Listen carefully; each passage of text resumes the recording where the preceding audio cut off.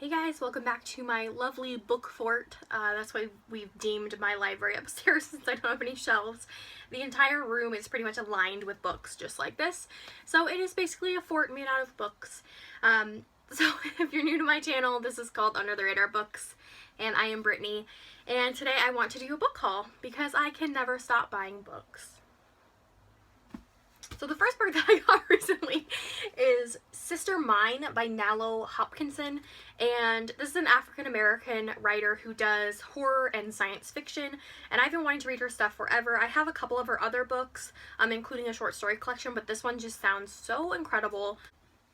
So this follows two conjoined twins that have been separated as adults, and one of them has magic and one of them doesn't. I believe the family that they are born into, they're all immortal, except for one of the twins is now mortal.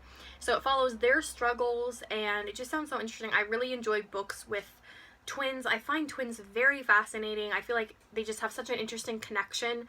And so this just sounds super interesting. I think it involves voodoo and things like this, and it just sounds incredible. So I can't wait to read this, and I'm hoping that I absolutely adore it so that I have tons of other books to read by this author. So I'll keep you guys posted on that one.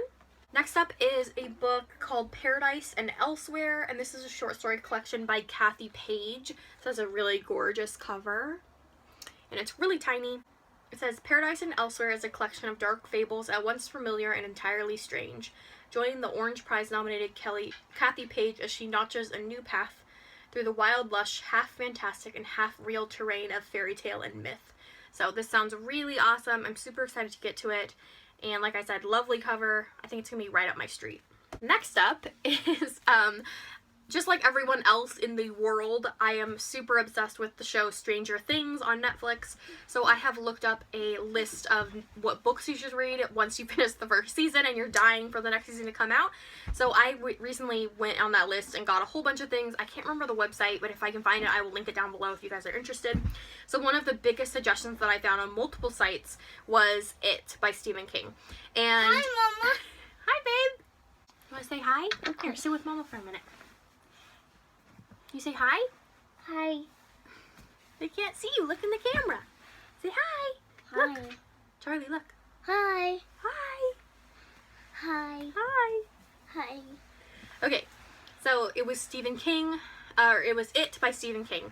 And I read this probably when I was like 12 years old, which seems insane. But I loved horror books and movies growing up. I was the youngest of my siblings, and so we kind of just grew up watching scary movies together. And so anyways, I would love to read it again because similar to Stranger Things... Oh! Similar to Stranger Things, this follows a group of kids who are friends and get wrapped up into a scary situation with things that are bigger than themselves and things they don't understand. Sit down, babe.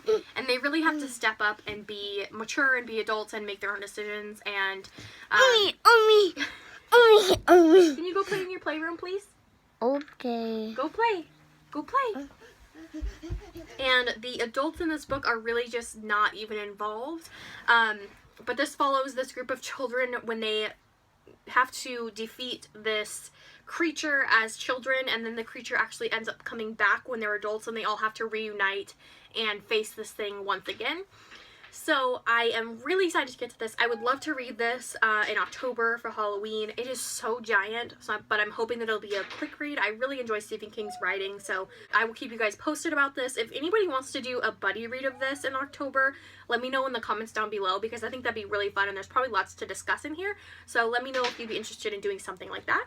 Next up is a book that I read about, I think, on Liberty's from Book Riot, her newsletter, I want to say, or maybe her Instagram or something, but it is The Pilo Family Circus by Will Elliott, and this is terrifying because I'm scared of clowns. So this says, the Pilo Family Circus is recruiting,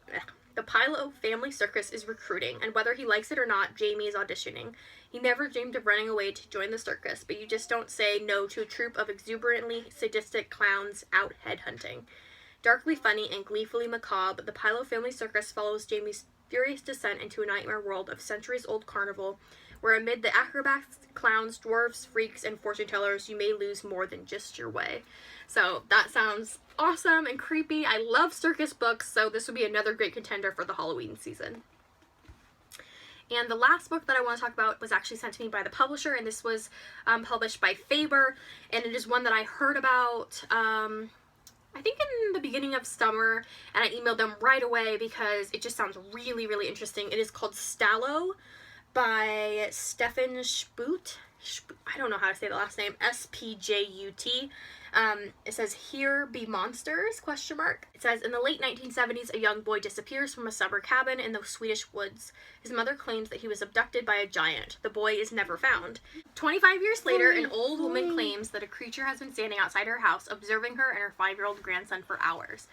When Susso, who's dedicated her life to the search for creatures whose existence has only not been proven, hears of this and sees a possible link between the two incidents, she takes to the road on a terrifying adventure into the unknown. So I think this has to do with, like, old English myths and things. It sounds... Sit down. It sounds really interesting and really creepy. So apparently that's what I'm in the mood for right now, I guess. So definitely going to have some really creepy reads up for October. And yeah, I would love to know if you guys have heard of these or if you've read any of them. Please leave me some comments down below. I love talking to you guys. So until next time, happy reading. Again, say happy reading. Happy reading. Bye. Bye.